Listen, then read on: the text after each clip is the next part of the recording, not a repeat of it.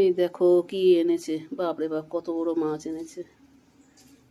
4.5 KG ওজনের একটা কাতল।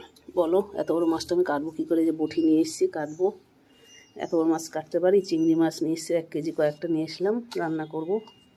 কাটি তারপরে দেখাবো বন্ধুদের।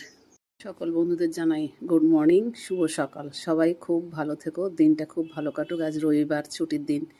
দেখো কত বড় মাছ এনেছে। মাছটা আমি কাটতে পারবো কি না জানি না। আমার বোন খুব ভালো পারে, কিন্তু আমি পারি না। তাও কাটতে হবে, কোথায় নিয়ে যাবো? সকাল বাজে এখন 6:30। আমার চান হয়ে গেছে, পুজো হয়ে গেছে, ছেলে মাছ নিয়ে এসছে, এখন কাটতে হবে। দেখি কি করা যায়। কাটা হয়ে গেলে তোমাদের দেখাবো।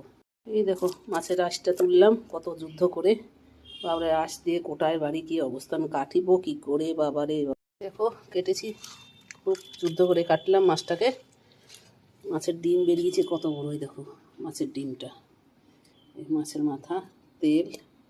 হাতটা কেটে গিয়েছে, দেখানো যাবে না, পরে দেখাবো। অনেকটা কেটে গিয়েছে। সবাইকে রাখছি, সবাই খুব ভালো থাকবে। শুভ সকালে অনেক শুভেচ্ছা জানাই সকলকে।